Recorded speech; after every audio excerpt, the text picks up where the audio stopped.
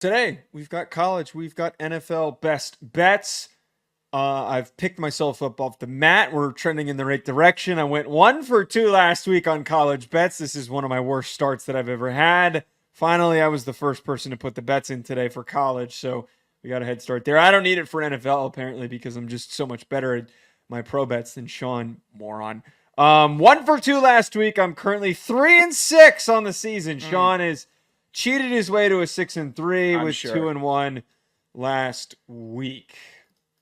My brilliance continues to shine through. I keep on kicking your ass. I'm happy about it. I like seeing how sad you are, knowing that the big college football head over here. All right. You had somehow you had one hot. You had nailing down all my bets. You had one hot week, and what was the one that you had? You delete? No, did you? No, there was one that you had that was a little dicey. I forget. I think it was the Georgia Southern one. It was right? a little bit. It was a little dicey, but they pulled it out. I was happy about them. Tennessee was a huge lock. Iowa effed my butt. But other than that, I was 2-1. It was a good week. Have a little bit of grace there. I thought I did with the self-censorship. Okay. All right. I'm going to pitch my first one here. My first bet for college football. I'm taking Vanderbilt minus 10.5 versus Georgia State. This line is so disrespectful to the Commodores, who might be my bit team this year. I love Diego Pavia. They're going to be my Rutgers this season. I'm going to keep riding them because the books hate Vanderbilt. 10.5 against the G5 program, no less the G5 program that their head coach left in the middle of spring ball, to the point where I think they didn't finish spring ball. Their program is not in a good situation right now. The Commodores, they're hot. They put up some points up on Virginia Tech. Diego Pavia looks great at quarterback. 10.5 is a lock. So give me that for my first one. Okay. It's a little bit aggressive in the tone. Vanderbilt double-digit favorites. Why don't you shut your mouth? I'm just letting you know. Shut your mouth. It's a little fired up. Shut your mouth. Sunday. Come watch Vanderbilt beat up on Georgia State. My first pick. Auburn giving 28 points to New Mexico. I love this. You know why? New Mexico's a bad team, and the locker room could go one of two ways after losing to FCS Montana State by 4 points, may I add, in week 0. When they're facing Arizona, to say, okay, we can get up off the mat and maybe make it competitive, or we can let Arizona put 61 points on us. I think they went with the latter. So New Mexico's season could be kind of spiraling before it starts. I think Auburn is looking for a little bit of that Clemson get back after losing to Cal. Embarrassing. Good Twitter discourse around that game, but still an embarrassing loss for Auburn. Auburn is better than that. Auburn knows that they can beat New Mexico by 28 points, and they will. I like this bet. I like the big spread. 28 points. 28 points. Oh, yeah. Their offense is horrible. Big Daddy Hugh Freeze is going to lay that 20 points down. You're going to be calling Peyton Thorne like these other losers who are Venmo requesting him right now. You're going to be picking up the phone and yelling at him. Here. If you were so confident in this bet, if this bet doesn't hit, you got to add him on Twitter. You have to at Peyton Thorne on Twitter. No, he's taking some heat, man. Record a video and add him on Twitter. You're so confident. Yeah, you're so confident in it. It's a terrible pick. They stink. 22 players, 11 players on each side of the ball. I'm not attacking the quarterback for going out there before he scores 28 points on New Mexico. New Mexico's a bad team.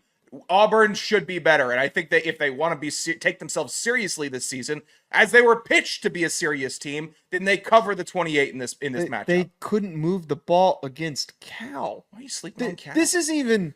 Forget this for a second. We're not talking about them covering against a Power 4 opponent. We're talking about them covering 28 points.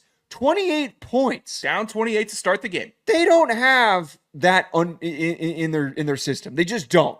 They don't have the balls for that. They don't have the gusto for them to win by 28 points. You're telling me big bad SEC War Eagle, Big Daddy Auburn can't beat New Mexico at home by 4 scores.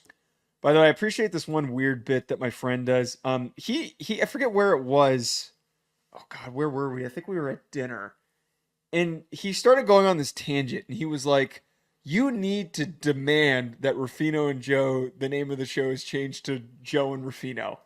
And like, he was serious. He was so serious about it. And the whole time I'm like, why are you so adamant about us changing this? I'm like, it doesn't really matter. It's just a name.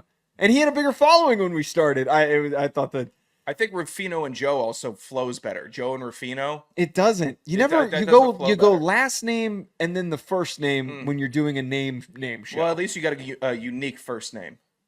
Yeah, I know, right? Yeah, why didn't we do Rufino and DeLeone? I don't know. That doesn't make any Well, sense. I wouldn't want to go Blake personally. Like Rufino's got a little bit of pop to it when you hear it. Yeah. Rufino. Yeah, we should have done Rufino and DeLeone. That would have been, maybe I should broach that. Maybe it's probably too late for that. Sure.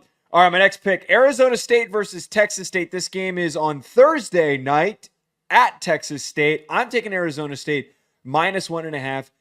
Texas State appears to be a scrappy G5 team, a team that is going to potentially make this run at being the G5 representative in the playoff.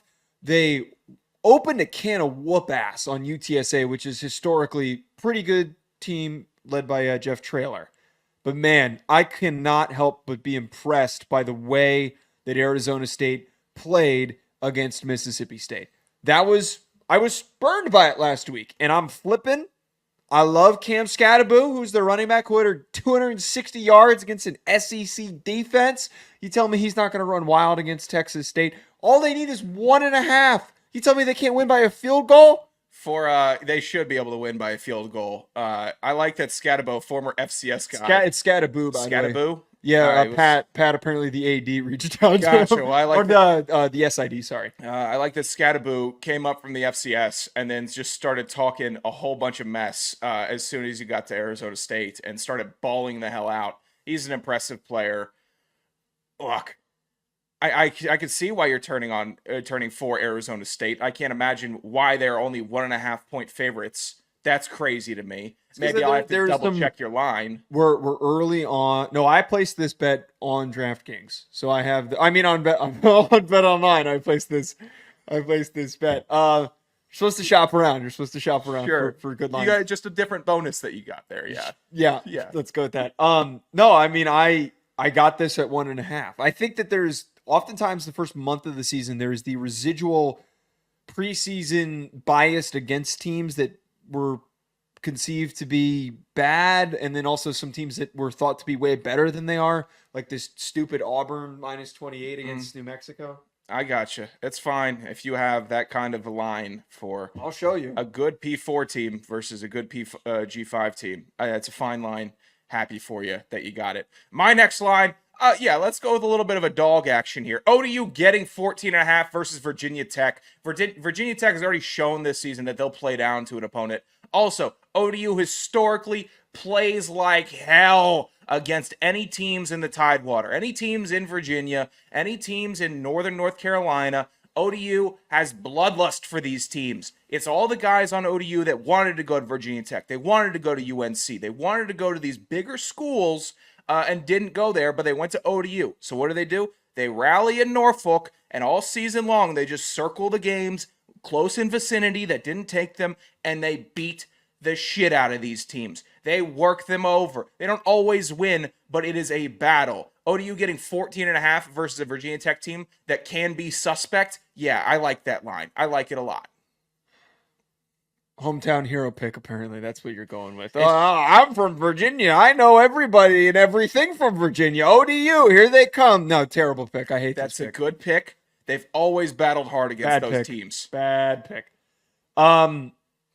I don't hate it, but it's bad. It's a ball knower pick. No, it's not. My last pick I've got here, Bama -16 versus Wisconsin. This one is the overreaction, overanalysis situation here.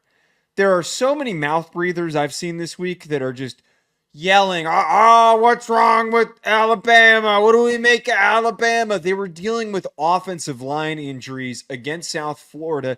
They played rusty for 3 quarters. And then when they said, guys, what are we doing? Let's lock in. They smoked them in the 4th quarter. They also went against a team that had one of the best G5 quarterbacks in the country in Byron Brown, who's a very good athlete, and they just weren't rallying to tackle. You know who's not a good athlete and not very explosive at quarterback? Tyler Van Dyke. I am taking the Tyler Van Dyke anti-pick. They can't move the ball on offense. They're not ready for what is coming for them. And serious note here. I look at what happened with Texas and Michigan, where you had a team that had some chops, had a good defense, but a really just lifeless offense. And the other team had juice all around, and they just snowballed, and then they finished with a big lead. 16 points on the road is nothing for this matchup. Jalen Milroe is going to drop his nuts on Tyler Van Dyke's face. Oh my God, you're out of control. You are. This is an obsession.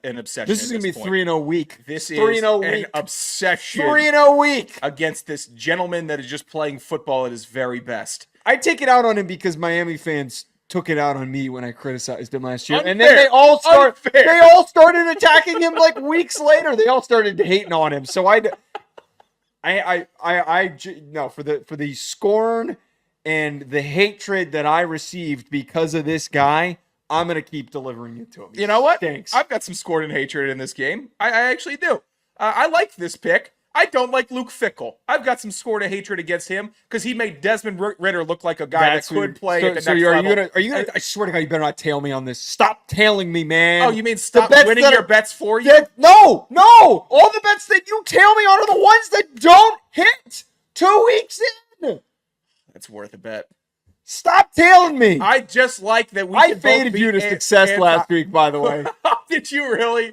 Okay. Yeah, most of my win. I ended up in the green on all of my picks last weekend because I faded you on every single bet. Just what we were talking about, or what we were? All your show picks, I faded you. How was that possible? I was 2-1. The NFL ones. Oh yeah, I was 1-1-1. I still faded you. It's still brought me in the green. I'm glad you got some value there. Then. Yeah. I don't mind Bama giving 16 versus Wisconsin. It'll be. It's a big game. It's a big game to watch to see what Alabama's really made of because Wisconsin at home likes to play, hard-nosed football. My final pick, Boston College getting 16.5 points versus Missouri. Oh, it's sweaty. As I said it out loud, I didn't love it as much as when I was thinking about it earlier. I think Boston College is a team on the rise. I think Missouri is a team on the rise as well. But I don't think Missouri beats BC by 17 points. I think Boston College is playing with more respect for themselves under head coach Bill O'Brien. It's a gut play. I think Castellanos is really good. Missouri obviously has very good athletes. We have to be worried about what they could do. And Boston College, you got to get some touchdowns this game. Yeah, you can't just let it be 3-14 because Missouri will punish you for that. But if we get a couple scores on the board for Boston College, this bet hits. It hits for sure. I gave this pick out on the weekly spot that I do on VSiN, on Joe's show.